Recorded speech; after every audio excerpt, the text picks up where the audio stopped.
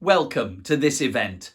Writer and poet Helen Mort is here for the Stanfords Travel Writers Festival now, in conversation with Phoebe Smith. Welcome to the Stanfords Travel Writing Festival. I'm here with Helen Mort, who is an award-winning author and poet based in Sheffield. She appears regularly on BBC Radio and TV, has taught creative writing for over 10 years, and is a senior lecturer at Manchester Metropolitan University.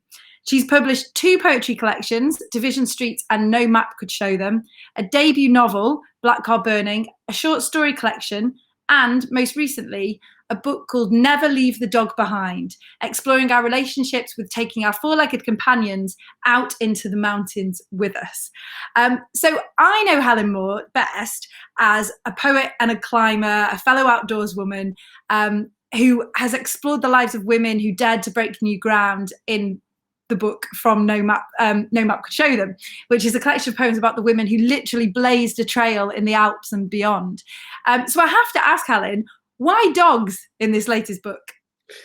I'm really interested in what we take to the mountains with us, and that might be in the broadest sense. So for example, writing about pioneering women, it's what are the social and cultural conventions, expectations or pressures that you might take with you when you go to the hills, and perhaps being somewhere like that allows you to shake them off. But I'm also interested in it in a more literal way, I guess, in companionship. And so at the moment, my next project is something about motherhood and mountaineering, and it's about women with children who climb mountains specifically. But it all links to this idea of what you take with you. And I really wanted to write about the special relationship between people who love the outdoors and their dogs, because just anecdotally I'd noticed it time and time again. And it also ties into a personal story, I suppose, because I adopted 2 rescue whippets quite a few years ago when I was living in the Lake District and doing a lot of walking and running there. And I'd adopted them as someone who was previously afraid of dogs. So I really felt as if I went through the process myself of finding out what it is that's so joyous about taking dogs into the mountains with you. And it's amazing the number of people that said, either off the record or on it, that they prefer going out with their dog to going out with any person. It's just that thing of taking the dog with you. It's the ideal companion for an adventure. And do you have a dog with you now? Have you, obviously in the book we hear about the dogs that you did have. Do you have a dog now? Sadly not. I'm in between dogs at the moment. So the dog that I write about a lot in the book, Belle, she sadly passed away a few years ago now, and the other dog, Charlie, another whippet. Whippets are great in pairs, but they really keep each other company. He's 15 years old. He's extremely old for a dog of that breed, and he's living out the kind of last days of his retirement with my retired parents in a kind of nice and settled, quiet home. So I don't have a dog at the moment, but I do have a cat. So I'm a massive traitor to the cause, and I'm going to have to do a sequel called Never Leave the Cat Behind or something. There is an Instagram thread for adventure cats where people post pictures of their cats in canoes and up mountains and stuff like that. So I know cats do get out and about as well, but maybe not in quite such a straightforward way. You mentioned the Instagram account about the adventure cats. I remember they actually made that into a book as well, and I remember that coming through and seeing these cats in these precarious places. I mean, of course, right now with lockdown, people having dogs has almost helped them get through. I know a lot of non-outdoorsy friends who it's literally been the thing to make them get up out of bed and go outside. Have you, with the book coming out during lockdown, have you heard many anecdotes like that yourself? Yeah, and there's a lot of people who've decided to get a dog during this time, and I think it's no coincidence. Obviously, there's an element at the moment of people doing that because they've got the time to be able to look after a dog and they're at home a lot more than they were. But I think it's also, there's something much more psychological than that about having a dog and about exploration and place, which is kind of why I got a dog in the first place, and how I discovered this whole world of adventures with a canine companion. In a very simple terms, I suppose, one of the reasons that I got a dog was that I knew it was going to force me to go out every single day, come rain or shine, whatever the terrain, whatever the conditions, and see the world and engage with my surroundings, my immediate surroundings, and potentially with other people that I might meet on the way. And obviously we're craving that now more than ever. And having that reason to walk, or even almost, I think a dog when you're out and about is like an explanation as well for walking. It's kind of, it gives you something to talk about with other people, and they're an incredible way of connecting with others, as well as the companionship that they themselves provide you with. And they also help you attend to the world differently. I'm always interested in where different people look when they're walking. Some people, so I love mountains, so I'm always looking upwards. I always notice things in the treetops and in the sky. My partner doesn't like climbing. He's afraid of heights, but he likes caving and he likes ponds. So he's always looking at the ground. So I forever trip over things because I'm too busy looking up. He misses the things that are going on above his head. And if you have a dog, you start to, again, it changes your attention, and you become someone who watches things and notices things that you wouldn't. So you're always looking off to the side, rather than walking in a straight line, and it changes your experience of the place you live. Even if that's in a city and you're taking them for a walk in a park or around the streets, you're noticing, you're imagining the smells and the senses and the way that creature experiences the world. And if nothing else, that gives you a bit of a break from yourself and from your tedious human concerns and your sort of anxieties. And it helps you to, sounds like a bit of a cliche, but I think walking with a dog anywhere helps you to be in the moment. And there's been lots of interesting research in geography and sociology around dog walking and the relationships between dogs and their owners and the balance of power in a walking sort of situation, which I find really interesting. I love the idea of a dog as a tool to get you outside, first of all, and then get you to engage with being outdoors in a different way. But of course, within your book, Never Leave the Dog Behind, you kind of weave this memoir through it, like you said. And I think it touches upon issues of mental health, of overcoming grief. How important do you think dogs are to that side of things? Oh, hugely. And I think, anyone who's had a pet of any sort, again, knows that cliche that they're like members of the family, and they really are. You have this, perhaps, again, the idea of people preferring going walking with their dogs sometimes to another person. You get something incredibly loyal from the companionship of dogs, and perhaps there's something slightly misleading in that, because they can't answer you back, they can't tell you what you're doing wrong. They give a kind of unconditional, heartbreaking sort of love, and you can see how you're able to make them happy by giving them the things that they need and that they want, including taking them to exciting places and letting them run and letting them walk and smell. I'm always interested in how important smell is to a dog's well-being and physical and mental health. They need new scents. They need to go out, even if it was just from that perspective alone. And yeah, I think it's I never know who gets more from these relationships, the humans or the dogs. It probably is the humans. I'm sure most things that we do like this are inherently selfish, but I think there's also something that's perhaps a bit more generous in it, that connects to sort of your mental health and things like that. The dog brings you out of yourself, but it's also an exercise in living with something that is totally other to you, no matter what kind of understanding you have. It's and you learn how to communicate without exchanging words in the way that we're used to. And something about caring for another species in that way is incredibly good for you, I think. And having that responsibility, especially if you're at a time in your life where, for whatever reason, you might be finding it challenging to look after yourself properly, which I think is what I was feeling at the time when I was living in the Lake District. Having the responsibility of caring for something else is hugely important to how you're able to, and it gives you an external sort of motivation.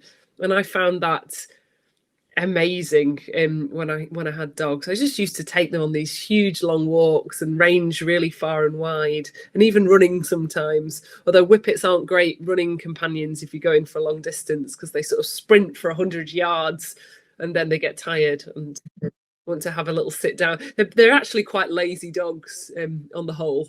I think they like comfort more than anything. And of course, you mentioned before your wonderful dog Belle, who was that first experience of getting the dog and helping you get through that. And she's a key character in this book, I'd say. And you mentioned before that she sadly died in 2017. And part of writing that book was sort of making sense of that. Did you find writing the book was cathartic in that way, to kind of getting through that? Absolutely, yeah. And just kind of remembering the journey that we'd been on together, because if I was a bit down in the dumps, I guess that's probably a mild way of putting it, but when I adopted Belle, she was in a pretty bad way too. She was a rescue dog with extreme separation anxiety. She was a very, very nervous creature. She was already about 6 or 7 when I adopted her, so not a particularly young dog, certainly not a puppy. And she gained confidence in the time that we lived together, and it was amazing to see that from the first walk, where she had her tail between her legs and she sort of cringed behind me and walked a few steps behind, to this much more, I wouldn't say she was ever a confident dog, but to a creature who would run free and who was a really loving companion in the house. And so, yeah, writing about it and going back over the journey from start to finish was wonderful. But it also helped me to make sense of dog ownership and adventures with dogs in a different way, because writing about Belle was set alongside interviewing other people who love dogs, other climbers. I went and talked to Chris Bonington about his lifelong love of dogs, and various other people. And I worked a bit with search and rescue dogs in the Peak District and the Lake District, and even went to Switzerland to research St. Bernards and got to follow in their footsteps. I got to follow in their footsteps in the mountains and the kind of Swiss-Italian border, and that was just so exciting. So I was having these adventures at the same time as I was sitting down and writing about my own very minor adventure in becoming a dog owner. And it really made me see that differently, and made me think about the historic importance of dogs in mountain environments, and the lengths that we go to keep them safe, and the lengths they go to keep us safe, more importantly. They really did come out of my research as heroes in mountain environments in particular. There's tremendous work that's done by dogs and their handlers all over the world, really. Yeah. Well, and the interesting thing is, you talk about sort of the journey that you go through, because it felt like you were going through a journey of remembering Belle and that relationship and how she came out of herself by spending all this time in the outdoors. And it was almost like you coming out of yourself again after going through, a grieving process, and your life sort of changing as you went through the book. And you've already said how she changed how you look at the outdoors, but then how did losing her affect your relationship with the outdoors? Did that have an impact once you'd lost her? Yeah, I think this is one of the reasons that I really want to have another dog in the near future. There's something that you miss about not having that daily experience of going out. I mean, the timing of this as well, though, was that when I was writing the book, I was pregnant, and then my son was born before it came out. So in the time in between, I started thinking about walking with a baby, and some of the book recounts that, and recounts sort of being pregnant and being in the hills. And there were some strange similarities for me in terms of being pregnant, being out in mountains and having a dog. Even down to, I can remember I used to go and climb, I used to do some scrambles and stuff in the Lake District with Belle, with this tiny, frail looking whippet. And I would sometimes get people going, "Are you sure that's a good idea? Or is that definitely safe?" And very much the same when I was pregnant. Should you be climbing up there? I don't know. And this sense of responsibility to the other, but also wanting to push at the boundaries of what's possible and what you can do, and what you can do together. And so I guess my life's changed quite a lot since when I had Belle, and it's been a bit of a there's been a bit of a process going on there. I'm just really sad that my son didn't get to ever meet her, because he loves animals and he would have loved. And he does love Charlie, the surviving, very elderly whippet, and he strokes him very gently and tries to walk him. You know, I'm really glad you said, because when I was reading, I went to the book thinking, okay, this is one for dog lovers, clearly. And although I love dogs, I love going out into the outdoors on my own. And I almost feel like it's cheating a little bit if you have a dog with you. It's always like, you can't say you went and climbed that mountain by yourself because you had a dog with you. But the more I read it, the more I could see similarities between, like you said, being a woman in the outdoors and how you act differently outdoors versus indoors, and how people treat you if you're pregnant, if you're going out with a child, how you start looking differently and seeing dangers perhaps in a different way. So I'm glad you said it. It wasn't just me thinking, do you know what, there's a lot of similarities between dogs and children and dogs and women. And I was like, how can I say that without sounding really, really awful? You talk about, the human relationship with dogs in the hills. And, you've already touched on it a bit, sort of a global thing. One of the examples that you mention in the book quite early on is about the man in the USA who did leave his dog behind, and kind of the sheer backlash he got. And he left it behind for a very good reason, didn't he? But he got this huge backlash because he'd left the dog behind. Do you want to just tell us a little bit about that? Oh yeah, that was Misty, wasn't it? Yeah, the dog in America. Yeah, gosh, I was fascinated by that story.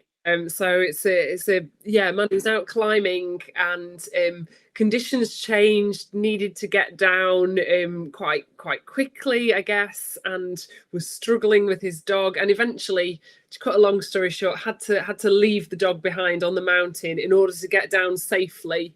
With his companion, human companion, I think, and intended to go back and rescue the dog, but then didn't because he was sent away for work. And then there was this incredible rescue operation that did get launched by other people who were aware that this dog was out there. And when he came forward eventually and said, "Oh, that's my dog," and they did manage to rescue the dog, and he was carried down from the mountain with great difficulty. In quite a bad condition, I believe. He was, the dog was suffering a lot. And yeah, when the owner came forward, he was vilified, and he wasn't allowed to keep his dog. It was this there was this absolute outrage that he hadn't tried harder to rescue the dog, and why hadn't he gone back? And yeah, that sense of responsibility and obligation in where we take our dogs. I mean, then there are stories the other way around, of dogs out surviving or surviving better than their human companions. So the book also starts with an account from the Romantic era in the Lake District of a man who sets out walking with his dog and is found as a pile of bones with the dog still alive beside him. And everybody talks about this as a heroic, at the time it was portrayed as a heroic act, the faithful dog who'd stayed by her master's side even after death.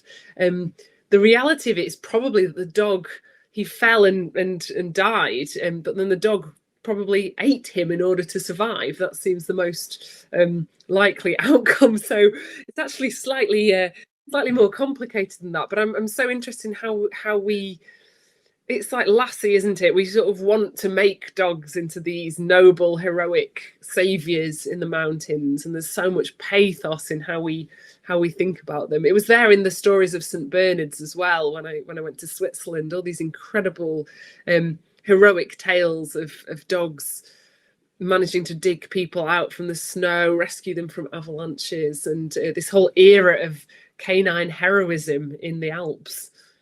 And it's funny. I've actually been to the place you talk about, the Grand Saint Bernard, the hostel, and I went there snowshoeing in winter and kind of saw it in the avalanche-prone time of year, and it is incredible. It's funny because you have the monks, and there's still there were when I went about 10 years ago now, sort of a very small number of monks who still kind of have this religious practice, but then it definitely feels like the dogs are revered in the same way as a god.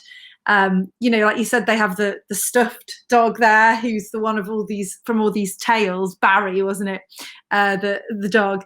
And it's incredible to think of the paintings they made of them to show that these dogs are such an intrinsic part of the outdoors. And I remember growing up in Wales and learning the story of Gelert, which of course comes from Beddh Gelert, the place, and the dog that was killed by his master by mistake, when really it was protecting the baby's son. And now there's a grave and a legend behind it.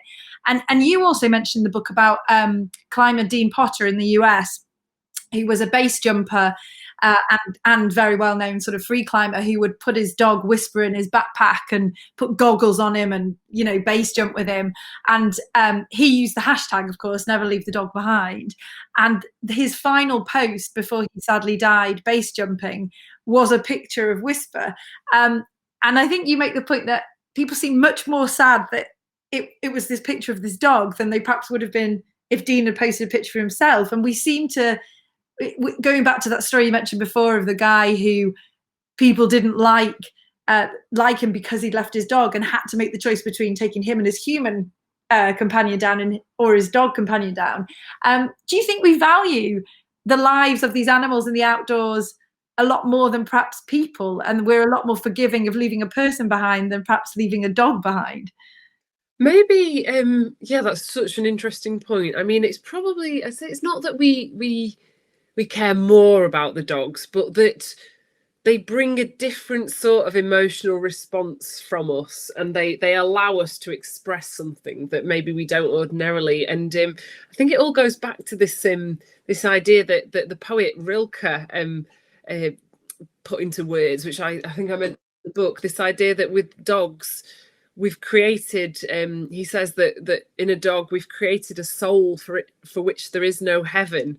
There's something really almost tragic about dogs' loyalty to their masters and their instinct to protect and to guard. And I think perhaps we respond to that so emotionally because we sort of not envy it exactly, but we wish we were more dog-like. We wish that we were capable of that selflessness, which of course sometimes we are, but sometimes we're very self-interested as well. And time and again when I was talking to people, this idea came out that dogs almost bring out the best in us, or they sort of embody something that we wish we had, whether it's that selfless loyalty or whether it's just their freedom to run wherever they choose and not care about how their lack of self-consciousness by virtue of being an animal and being a dog.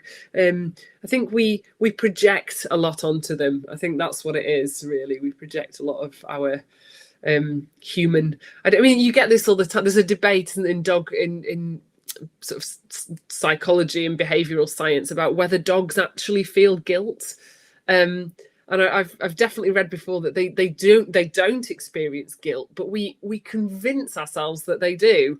I've definitely done it. Everyone's like, when a dog's done something naughty, like when my dog Charlie stole 3 sausages from my plate when I wasn't looking, and then went and curled up. I imagined he was looking furtive and full of guilt. He just had this expression, probably total projection on my part, but whether it is or it isn't, it obviously serves a function for us to project those things onto them and to see parts of ourselves in them. Yeah. Well, and you talk about a really interesting point that really captured my imagination was the rise of the Instagram accounts that are showing these dogs kind of looking wistfully into the middle distance, like you would normally say, go stand there to a friend. Now it's like people are putting their dogs in that place. And, why do you think it is? Why do you think we're and they get so many more likes, I have to say, than when you see the dog owner in the picture. It's like it's all about the dog in the outdoors. I mean, why do you think that Instagram accounts like that are so popular? I think again, there's something about this idea of them enjoying adventures as much as a person would. That's quite cute and quite, but also quite. It's a mixture of the cute and the almost the primal and the kind of the freedom and that sort of very those basic desires that dogs seem to embody when we see them out and about, that we gravitate towards, and the apparent naturalness of that, even if it's in a posed photo that you've got for your Instagram feed.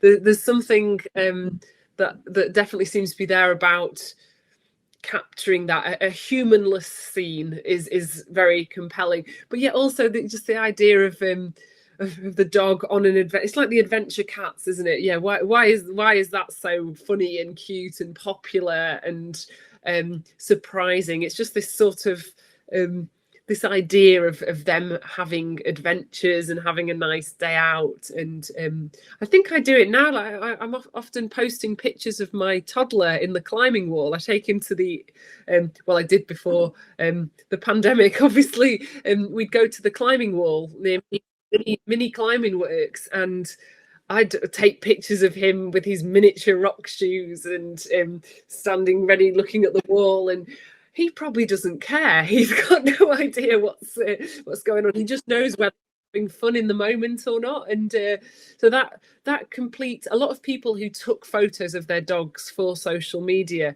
talked about their complete unself-consciousness in that way, and was sort of saying, well, if you take a picture of a person, they're always going to look a bit weird, or they won't be, their expression might be a bit not quite right, or they just seem self-conscious in front of the camera, whereas the dog is just being itself. And there's almost like a jealousy that we have that, I think. Yeah. And I suppose we feel like they're not putting it on, they're not being fake, they're not like, God, I'm so tired after climbing up this mountain, oh quick, make myself look all jolly and bright even though I'm all sweaty and exhausted. Whereas a dog will just be like, it will just do whatever it wants. It doesn't know what it looks like. It doesn't care. And it's funny because when I was reading your the section of the book about that on Instagram, I found myself thinking, oh, well, are they a bit fake, those sort of accounts, and a bit polished? But then, of course, you made the wonderful point that mountaineer Coolidge, and who obviously in the 1800s, wrote a lot of books about climbing, and he wrote about his dog with such kind of love and pages devoted to him that actually you said he probably would have been one of those Instagrammers had it been around back in the 1800s. Absolutely. And the vividness with which she describes the dog's fur and its place on the mountains, it's completely, it's the equivalent. It's the gosh, my sense of time is going to be wrong here. 19th century, it's the 19th century equivalent of Instagram, I think. Absolutely, he would have had an account today with pictures of his dog, I think. And you sort of, we touched on it a little bit before about sort of looking at having dogs in the hills to changing your environment. And of course, you talk about in the book, like you said, you were pregnant and you were starting to think about having a baby and how that might change how you interact with the mountain environment, to the point where now you said you're writing the book about that very thing. So the question is, which one had the biggest impact on you? Having a dog in the outdoors or now having a toddler in the outdoors? Definitely having a toddler. There's a lot more constraint on what you can do, and but the thing that's interesting, which I wonder if this is something that women feel more acutely than men. I don't know. I wouldn't like to sort of speculate, but there's something for me about I much prefer climbing a mountain with a dog next to me, or when my baby was smaller and easier to carry for that length of time, baby in a sling or in a backpack. In terms of when you meet people, and it's something to talk about that's not that sort of makes you feel like you're explained, your presence is explained. So I feel like I don't have to talk about myself. I can talk about the baby, I can talk about the dog, and it's a kind of a funny way of connecting with other people, I think. I'm fiercely missing adventure at the moment and outdoors, but I'm having different kinds of adventure. It's not practical to go off on expeditions with a small person really at this kind of age. It's quite hard. What you can do is limited by their needs, obviously, as it should be, but you have adventures of different kinds because once again you learn to see things differently, and that's certainly what I experienced when I first got dogs. As we were talking about earlier, your focus changes. You notice the squirrels and the rustles in the bushes and the scents and the crossings and the view in a way that you perhaps wouldn't have before. And with a toddler, even a small in terms of distance, like a small walk or a very, very local outing can become an incredibly exciting adventure.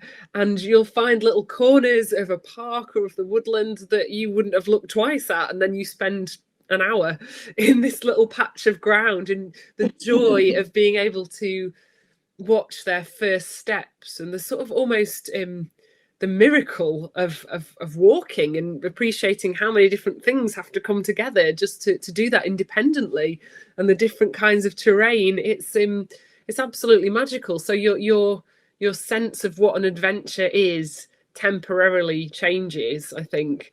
And for me, it's much healthier to kind of enjoy that on my doorstep a bit, rather than striving always after things to I don't know, to prove myself or to I'm not really sure.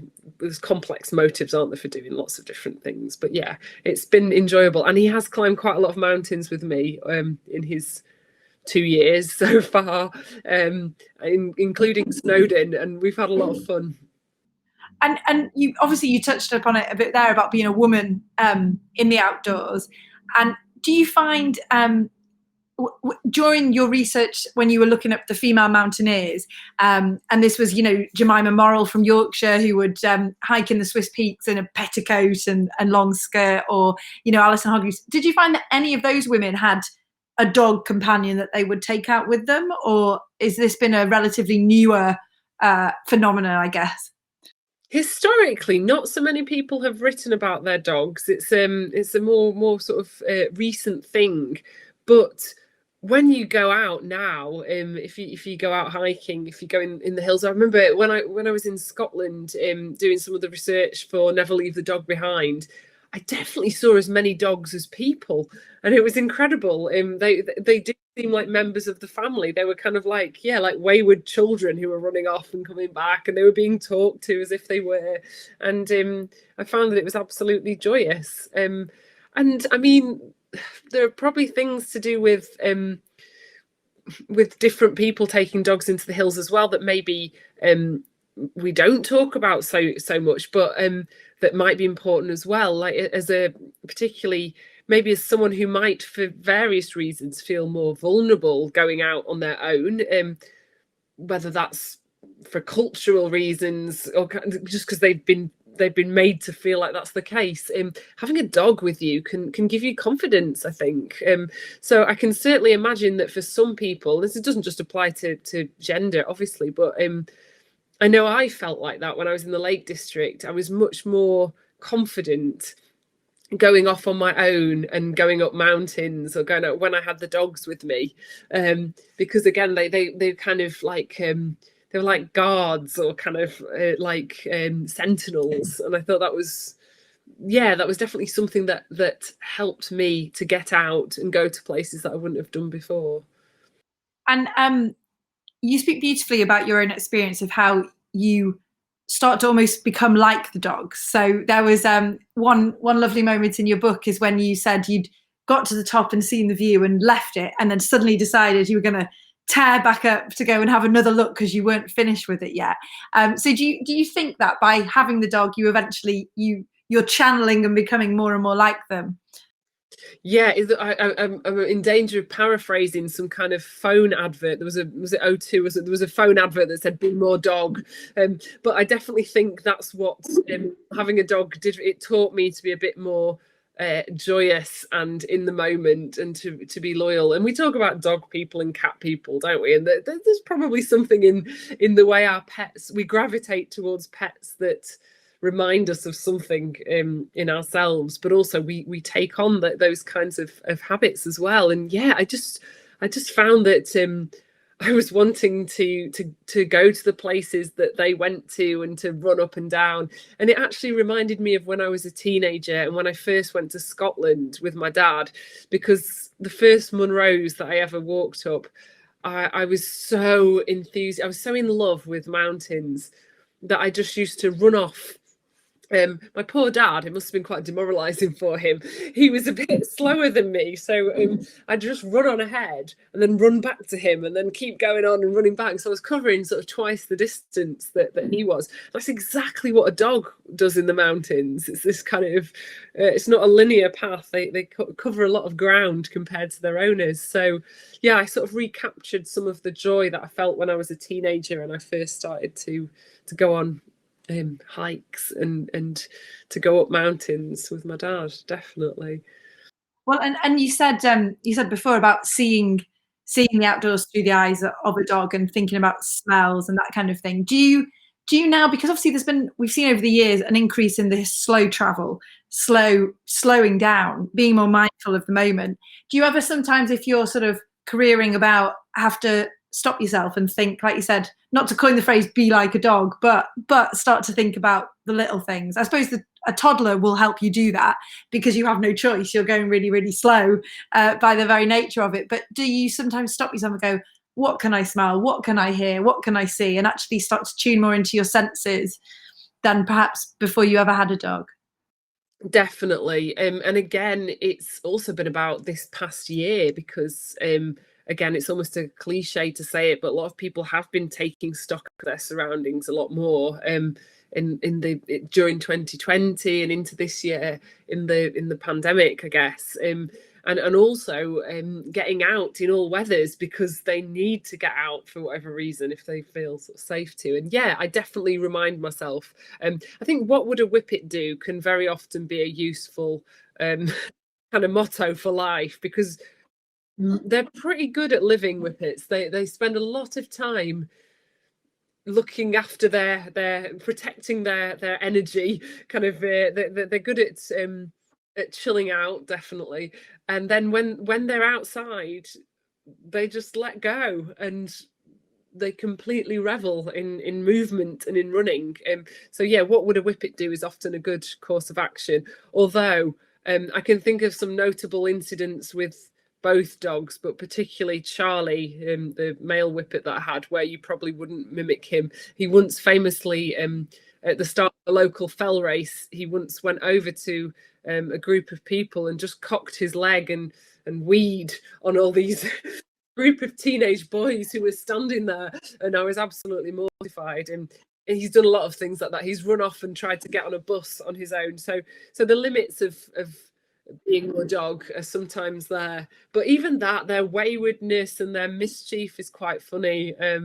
And it's, yeah, it reminds you not to take yourself too seriously sometimes having a dog, and not to get too attached to your plans, which again is very similar with a toddler. You kind of have to respond to them, and I think that does us a lot of good to not be too focused on inflexible sort of goals, whether that's in everyday life or whether it's when you're outdoors.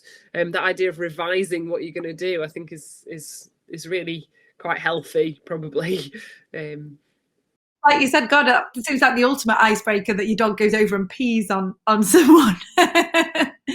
And again, jumping on the bus, it shows he's or steals their picture. Yeah.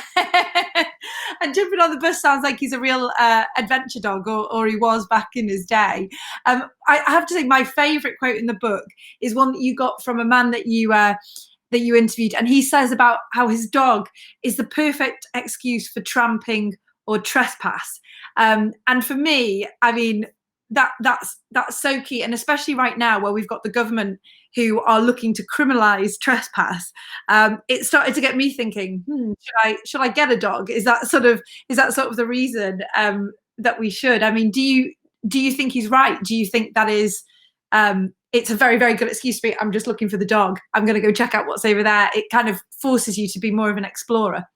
Well, I recently read Nick Hayes's book Trespass, which I absolutely loved, and I was so struck by the way that he titled each of the book sections or each of the chapters after a different animal.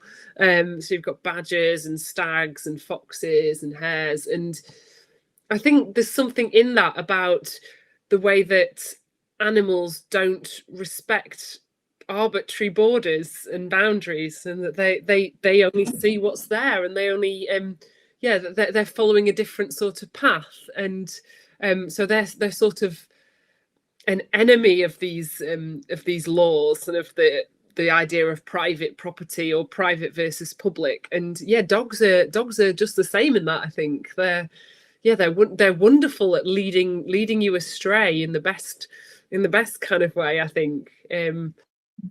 Toddlers too, as it turns out, are good at leading you astray and crossing into places where they're not supposed to be, and then you have to go and rescue them.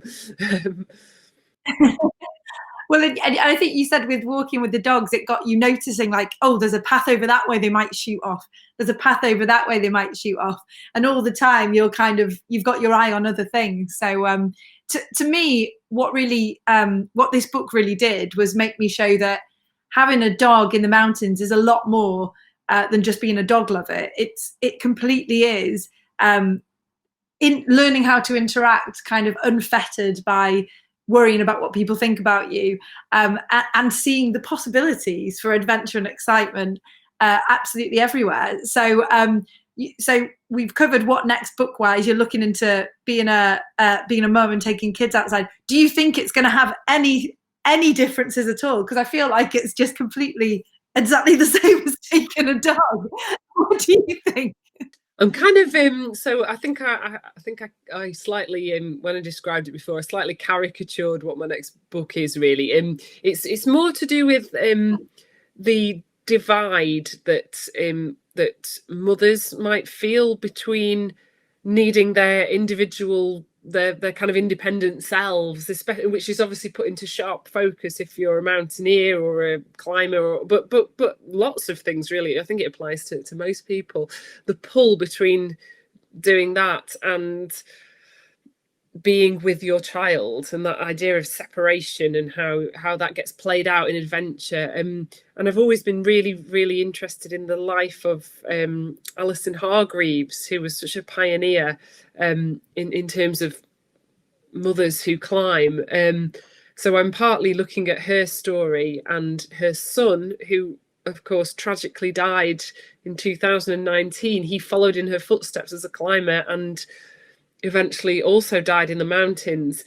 So I'm really interested in their story and how my feelings about the risks that she necessarily took as a pioneering climber, how my sense of that has got even more complicated since my own son was born, and how these things are incredibly entangled and enmeshed, and how sometimes it feels like you're never in the right place. You're not in the right place if you're away pursuing your career or your passion, and you're never quite in the right place when you're at home either.